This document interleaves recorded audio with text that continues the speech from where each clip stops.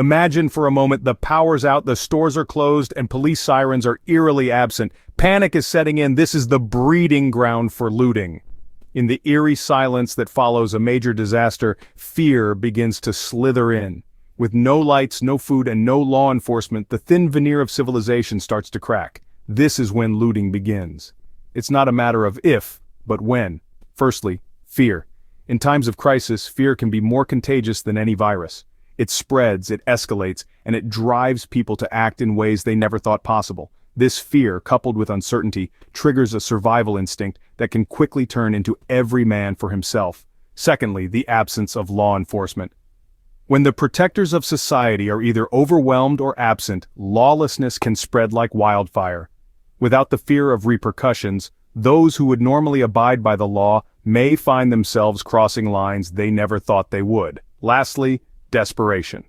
When the shelves are bare and the taps run dry, people will do whatever it takes to provide for themselves and their loved ones. This level of desperation can turn even the most law-abiding citizen into a looter. And so, as the saying goes, civilization is only 3 meals away from anarchy. When stability fails, looters rise. In the following scenes, we'll explore how to navigate this new, dangerous landscape and how to stay safe when the looters take over. Looting is not a uniform, one-size-fits-all behavior. It escalates in phases, each more dangerous than the last. Now let's delve into the 3 phases of looting behavior. The first phase is opportunistic theft. This is where it all begins. It's the initial stage of looting, triggered by desperation and opportunity. People start taking what they can as quickly as they can. The signs are clear: sporadic incidents, mostly individuals or small groups, and a lack of overall coordination. Next, we see the transition into organized looting. This is the second phase. Here, the looters are more organized, often working in larger groups. They start targeting specific locations for their loot, like stores or homes that seem undefended. It's a step up from the random chaos of opportunistic theft. The signs here: sudden upticks in looting incidents, more coordinated in larger groups, and targeted attacks. The final and most dangerous phase is violent raiding. Here, the looters are no longer just thieves, they've become raiders. They're heavily armed, highly organized, and they're not just stealing, they're conquering territory. The signs of this phase are chilling: armed groups controlling areas, violent confrontations, and homes or buildings being overtaken. Understanding these phases helps you anticipate danger and respond accordingly. With this knowledge, you can better prepare for the threat of looting in a world gone mad. Keep these phases in mind and remember, knowledge is your first line of defense. Invisibility is the best defense when looters are on the prowl, and no, that doesn't mean a Harry Potter invisibility cloak. While we'd all love to have a magical cloak to hide us from danger, the reality is we have to use what we have at our disposal. In a world where looters are looking for the next target, that means blending in, darkening your home, and masking sounds and smells. Think about it this way: if you were a looter, would you target the house that's brightly lit and noisy, or would you steer clear of the dark, quiet one? It's the same principle as a deer hiding in the forest. It's not invisible, but it's able to blend into its surroundings to avoid predators. Darkening your home doesn't mean you have to live in complete darkness, but rather controlling the light that escapes. This could be as simple as using heavy curtains, shades, or even black trash bags to cover windows. The goal is to make it seem as if your home is unoccupied, but light isn't the only giveaway. Sounds and smells can also draw unwanted attention. A generator humming, the smell of cooking food, or even the sound of conversation can alert looters to your presence. Try to minimize these as much as possible. Cook during the day when other smells are more prevalent, keep noise to a minimum, and consider soundproofing your space.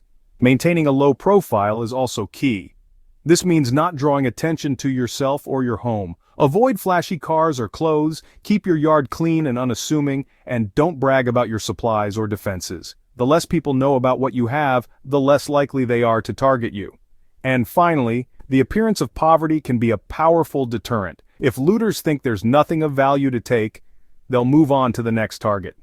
This doesn't mean you have to live in squalor, but rather don't flaunt your wealth or resources. Remember, the goal is not to look like a target. Look poor, be safe.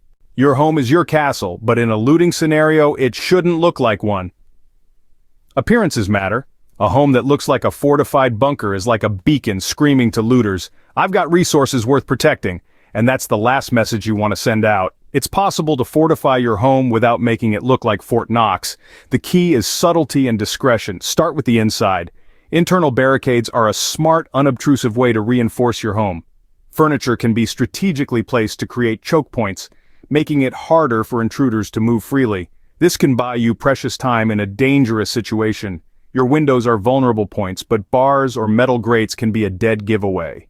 Consider installing security film. It's a clear layer that makes your windows more resistant to impact without altering their appearance. Next, let's talk about alarms. You don't need a fancy, visible security system to alert you of intruders. Simple, hidden alarms can be set up using household items. Fishing line and cans make a rudimentary, yet effective noise alarm. Place them at potential entry points and you'll be alerted by the clattering if someone tries to breach. Your doors are another weak point. Reinforce them unobtrusively by replacing the standard screws in your door hinges and strike plates with longer 3-inch screws. This simple tweak can make it significantly harder for a looter to kick in your door. Remember, the goal is not to make your home impregnable. A determined, well-equipped group can overcome most defenses eventually. The goal is to make your home a less appealing target, to buy time, and to give you an advantage if your defenses are breached. Every measure you take should follow one guiding principle. Avoid attracting attention. Make your home look normal, even neglected. A looter is looking for an easy score, not a challenge. A home that appears too secure can pique their curiosity and determination. A fortress draws attention, a humble home draws none. Fortify wisely and your home can be your safe haven without becoming a looter's target.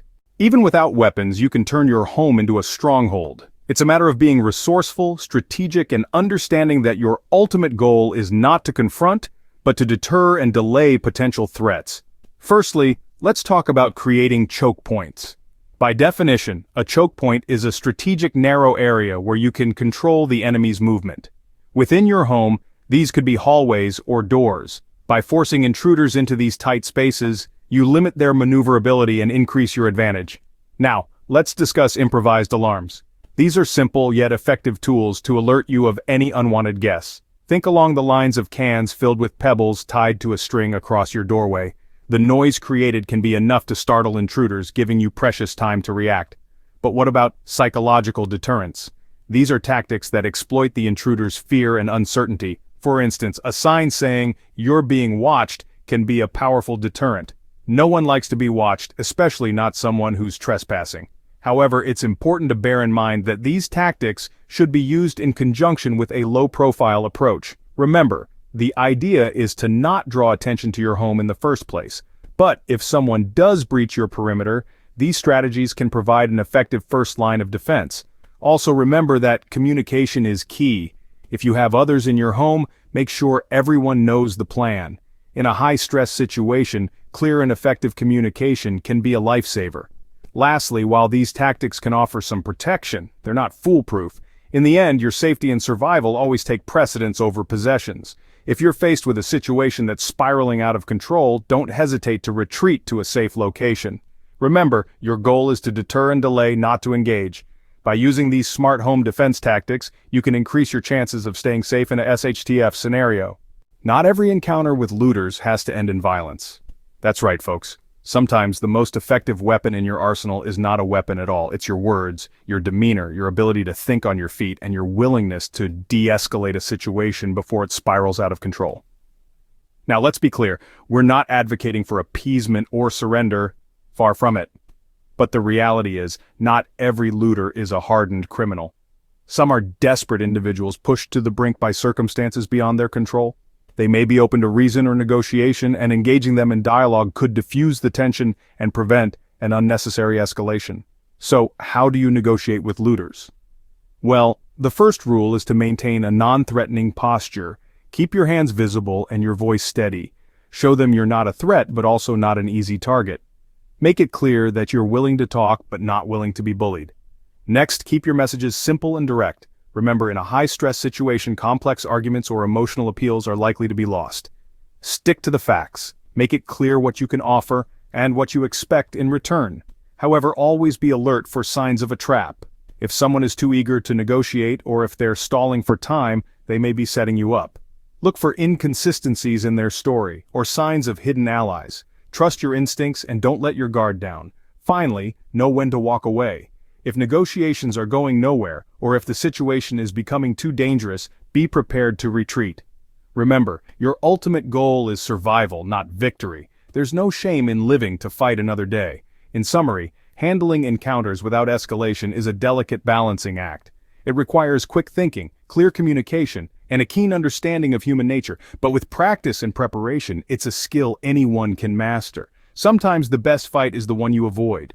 And remember, staying alive is the ultimate win. When looters are closing in, you have a tough decision to make: stay or go. This is an intense moment, a split second where your survival instincts are put to the test. Do you bug out, leaving behind your home and possessions? Or do you dig in, fortifying your position, and preparing to defend what's yours? There's no one-size-fits-all answer here. Each situation presents its unique set of challenges. But there are some factors you must consider. For instance, the size and behavior of the looting group. How many are they? Are they armed? Are they organized, or just a ragtag band of opportunists? The larger and more organized they are, the more difficult they'll be to fend off. Next, assess your preparedness level. How stocked are your supplies? How strong are your defenses? If you've been diligent in your prepping and your home is a fortress, you might stand a chance, but if you're caught unprepared with scant supplies and weak defenses, bugging out might be your best bet. Consider your home's defenses. This goes beyond physical barriers. Are you in a densely populated area or a remote one? The former might mean more potential looters, but it could also mean more potential allies. The latter might offer isolation, but help would be far away if things go south. Lastly, don't forget your personal capabilities. Are you physically and mentally prepared to confront potential threats? Or would escaping and surviving off the grid be a better match for your skills? Remember, the aim isn't to be a hero, it's to survive. If you can fend off a small group of looters and protect your home, that's great. But if the odds are stacked against you, there's no shame in retreating. Your home and possessions can be replaced. Your life can't. The right decision is the one that keeps you alive. Whether you choose to bug out or dig in, the key is to make a decision and act on it quickly. In a survival situation, indecision can be as deadly as any looter. So think carefully, act decisively, and always prioritize your life over your belongings.